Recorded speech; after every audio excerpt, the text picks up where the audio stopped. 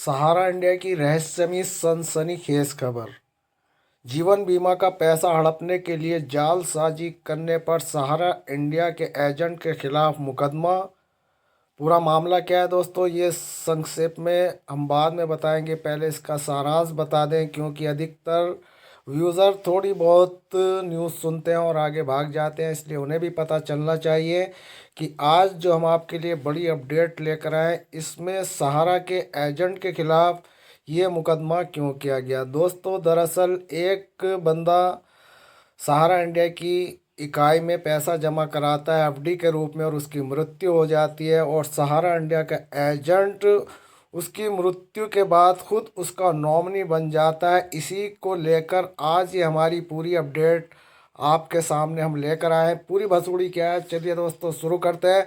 मैं यूएस खान और आप देख रहे हैं एसटी न्यूज़ टीवी। जैसे कि आप जानते हैं कि सहारा से जुड़ी पूरी अपडेट हम आपके लिए लेकर आते हैं। जो भी अपडेट लेकर आते हैं दोस्तों, वो जैन मैन और पक्की खबर लेकर आए थे। बड़ी अपडेट 31 अक्टूबर 2021 की है। पूरा मामला क्या है, चलिए दोस्तों शुरू करते हैं। और चैनल को अभी तक सब्सक्राइब नहीं किया है तो चैनल को सब्सक्राइब करें, साथ के साथ बेल आइकन का बटन दबाएं, ताकि हमारे द्वारा सहारा से जुड़ी हर एक रहस्यमयी और सनसनीखेज खबर पहुंचे सबसे पहले आपके पास। तो चलिए दोस्तों शुरू करते हैं पूरा मामला। प्रयागराज जागरण संवाददाता द्वारा शहर के करनालगंज थाने में सहारा इंडिया पैरा बैंकिंग के एजेंट संदीप शर्मा के खिलाफ कुटरचित दस्तावेज के आधार पर खुद को उत्तराधिकारी बनाकर बीमा राशि हड़पने की कोशिश करने के आरोप में मुकदमा दर्ज हुआ है। एफआईआर सहारा इंडिया के सेक्टर मैनेजर बीबी सिंह ने दर्ज कराई है। इसमें पहले संदीप ने सहारा प्रमुख सुब्रत राय समेत कई अन्य अधिकारियों के खिलाफ रिपोर्ट लिखवाई थी। तो दोस्तों, आगे की अपडेट क्या है ये भी हम आपको बताते हैं। पूरी अपडेट ये है कि बीमा क्लेम के लिए किया गया फर्जीवाड़ा। जैसे कि मैंने आपको शुरू में ही बताया था, सहारा इंडिया के सेक्टर मैनेजर बीबी सिंह ने पुलिस को दी तहरीर में लिखा है कि बीमा धारक रामपाल की 10 मई 2020 को मृत्यु हो गई। उसकी मौत के बाद डेट मैच्योरिटी का भुगतान करने के लिए एजेंट संदीप ने कुटरचित दस्तावेज तैयार कर खुद को रामपाल का उत्तराधिकारी बताया। साथ ही बीमा धनराशि क्लेम के लिए कंपनी के दफ्तर में आवेदन किया। जांच में क्लेम के आवेदन और मृत्यु दिनांक में अंतर पाया गया। यह भी आरोप है कि बीते महीने संदीप ने सहारा इंडिया के कटरा कार्यालय में पहुंचकर भुगतान के लिए कहा। जब उसे बताया गया कि मामले की जांच चल रही है और उसकी भूमिका की भी छानबीन हो रही है, तब उसने अधभरता करते हुए फर्जी मुकदमा लिखने की धमकी दी थी। इसके बाद 2 अक्टूबर को उसने सहारा इंडिया से प्रमुख सुब्रत राय और जितेंद्र सिंह समेत कई के खिलाफ रिपोर्ट दर्ज कराई थी। फिलहाल इस मामले में करनालगंज थाने की पुलिस का कहना है कि तहरीर के आधार पर मुकदमा लिखकर विवेचना की जा रही है। तो दोस्तों, आप समझ सकते हैं कि इस वक्त फर्जीवाड़ा जो चल रहा है, उसमें फर्जीवाड़े की एफडी देकर वकील से धोखाधड़ी। जी हाँ दोस्तों, ये पूरा मामला प्रयागराज फर्जीवाड़ा एफडी देकर अधिवक्ता से 1,68,000 रुपये की धोखाधड़ी करने के आरोप में सहारा इंडिया पैरा बैंकिंग कंपनी के एजेंट महेश कुमार के खिलाफ रिपोर्ट दर्ज कराई गई है। जी हाँ दोस्तों, ये धोखाधड़ी का दूसरा मामला यहाँ पर शुरू हो जाता है, जिसमें 1,68,000 रुपये की धोखाधड़ी की जाती है। और पूरी रिपोर्ट क्या है, चलिए दोस्तों शुरू करते हैं। ये महेश कुमार के खिलाफ जो रिपोर्ट दर्ज कराई गई है, अधिवक्ता इंद्र प्रकाश गुप्ता की तहरीर पर कर्नलगंज पुलिस में मुकदमा कायम किया गया है। यानी कि ये मुकदमा कर्नलगंज पुलिस में किया गया। पीड़ित का आरोप है कि उसने कंपनी में महेश के जरिए एफडी कराई थी। इसकी राशि भी जमा करते रहे, लेकिन जब पॉलिसी पूरी हुई तो पता चला कि एफडी के कागज़ फर्जी हैं।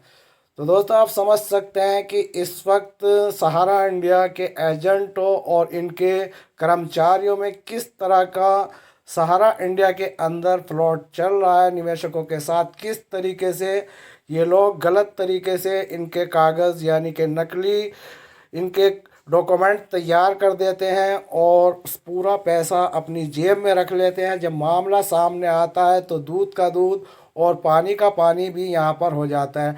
और बड़ी बात यह है कि दोस्तों, जैसे कि आप जानते हैं कि सहारा इंडिया इस वक्त अपने निवेशकों को पैसे देने के लिए बहुत ज़्यादा परेशान कर रखा है, जो कि सेबी और सुप्रीम कोर्ट का हवाला देकर निवेशकों को अब पेमेंट के लिए उन्होंने रोक रखा है कि हमारे हाथ में अधिकार नहीं है। तो दोस्तों, ये सब तो चल ही रहा है, साथ साथ अंदर खाने जो यहाँ पर ये हमारे सामने इनकी ये फ्रॉड नजर सामने आ रहे हैं, जिसमें पता चल रहा है कि किस तरीके से सहारा इंडिया को दीमक की तरह ये एजेंट और ये इनके कर्मचारी यानी कि इस एम्बागरो का जो आड़ में पैसा रुका हुआ है उसको लेकर ये लोग निवेशकों के साथ किस तरीके से अंडरग्राउंड इनका पैसा हड़प रहे हैं और इनका पैसा किस तरीके से नकली डॉक्यूमेंट बनाकर, जैसे कि मैंने अभी अभी आपको बताया कि एजेंट खुद नॉमिनी बन गया उस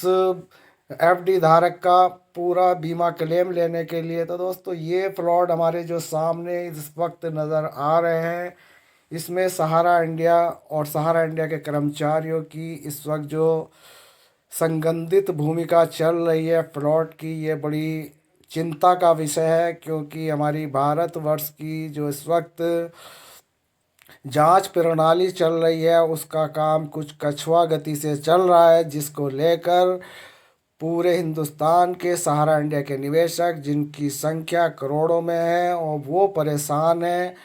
और इस सब को गोद मीडिया दिखाती नहीं है, इग्नोर कर रही है। कुछ सरकार की तरफ से इनकी टीआरपी भरी जाती है, क्या होता है क्या नहीं होता, ये सब इस वक्त एक रहस्यमय स्थिति बनी हुई है। निवेशकों को करोड़ों रुपया इस सहारा इंडिया में अटका हुआ है और इसी को लेकर धरने प्रदर्शन चल रहे हैं, जिसका नतीजा ये है कि सहारा इंडिया के जो कर्मचारी हैं वो भय के माहौल में हैं। उन्हें डर है कि कहीं निवेशक उनके साथ कुछ मतलब गलत ना कर दें। मार पीट गाली गलौज तो एक आम है, अब उनको अपनी जान के भी लाले पड़ रहे हैं। और कुछ इधर पुलिस की जो कार्रवाई चल रही है, उनकी कार्रवाई जो प्रशासनिक स्तर पर चल रही है वो भी बहुत सराहनीय और अच्छी है। क्योंकि हम देख रहे हैं कि फ़िलहाल ही कई कई इनके ब्रांच मैनेजरों को जेलों में डाला गया, क्योंकि इन्होंने उपभोक्ता फोरम की अवमानना की, उनके आदेशों का पालन नहीं किया। आदेशों में पेमेंट जो देने की तिथि यहाँ पर दी जाती थी उसको टाल टाल कर इन्होंने बहुत मतलब निवेशकों को गुमराह किया, उनको पैसा नहीं दिया। ये सब जो समस्याएं सामने हैं उनका समाधान अब बहुत जल्द से जल्द होता नज़र आ रहा है। तो निवेशकों से अनुरोध है कि संगठित होकर अपनी आवाज़ को बुलंद करें, उपभोक्ता फोरम में अपने हक को मांगे और इनके जो धरने प्रदर्शन जो चल रहे हैं उनमें सम्मिलित हों, ताकि निवेशकों को ज़्यादा से ज़्यादा उनका हक मिल सके। और दोस्तों, आज की वीडियो ख़ास तौर से हमने इसीलिए बनाई थी ताकि निवेशकों को पता चल सके कि शायद आप लोगों के साथ भी कुछ ऐसा फ्रॉड हुआ हो और आप लोग अभी वही दस्तावेज़ लेकर बैठे हों और इधर एम्बागरो और सहारा और सेबी का खेला में आप लोगों के साथ अगर कुछ नकली दस्तावेज़ बने हैं तो उन दस्तावेज़ों की भी आप जांच कराते रहें, ताकि आपको पता चले कि आपका कोई डॉक्यूमेंट इस तरीके का फर्जी किसी एजेंट या किसी कर्मचारी ने तो नहीं बनाया था। दोस्तों, आप सचेत रहें, जागरूक रहें, यही हमारा आपसे अनुरोध है। और मिलता है फिर किसी नेक्स्ट न्यू अपडेट में, तब तक के लिए यूएस खान को दो इजाज़त। धन्यवाद। जय हिंद, जय भारत दोस्तों, साइनारा।